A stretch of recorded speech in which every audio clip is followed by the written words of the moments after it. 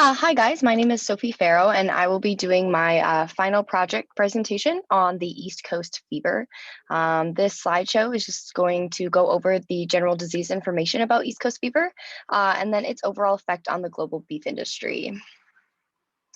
So to start, what is the East Coast fever? So essentially, it's a tick-borne illness that is caused by Thalaria parva parasite. So essentially, that means it's a protozoal disease, and it's caused by intracellular parasite infection. So as you can see here, that's a lyzed leukocyte cell. That's a pathology slide that was done in order to categorize the illness. And then below is the type of tick that'll actually carry this disease. So ticks will acquire this infection either from ingesting red blood cells from infected cattle, or the African buffalo is actually a reservoir for the disease as well.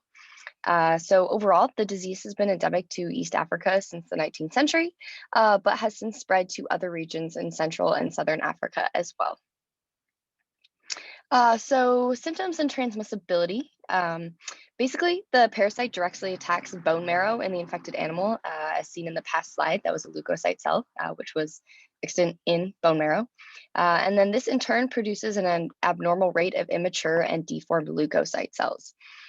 This then results in a leukemia-like illness that is going to be categorized by enlarged lymph nodes, which is going to be shown in the Holstein cattle.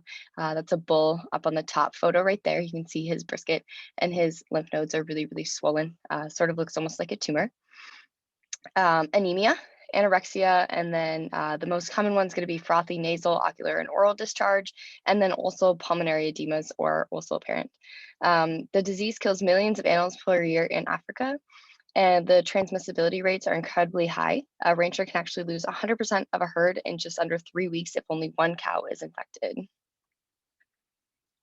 So there's various preventatives and treatments. And first and foremost, there's actually a vaccine that offers 100% immunity, but it's super costly. So it's about 20 times the price of a common livestock vaccination.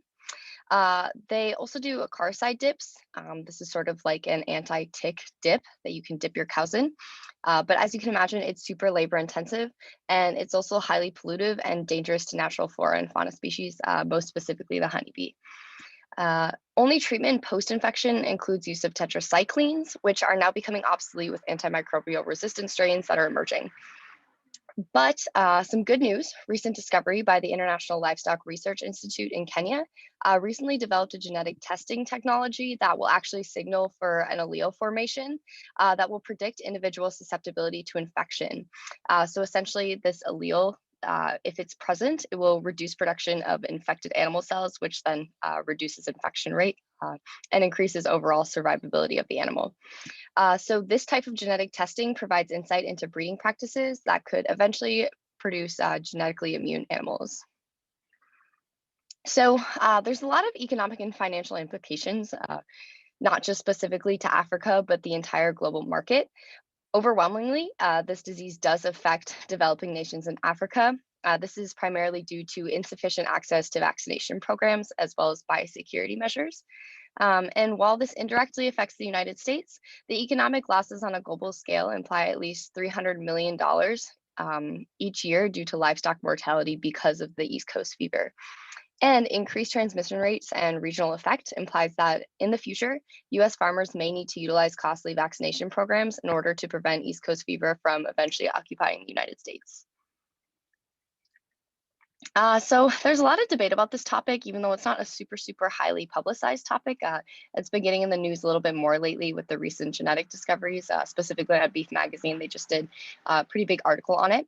But in any case, it is a bit controversial. So many US ranchers actually do not consider the East Coast fever a threat to the sustainability of the US beef industry specifically, because the disease does not currently affect any wealthy or developing countries like the United States.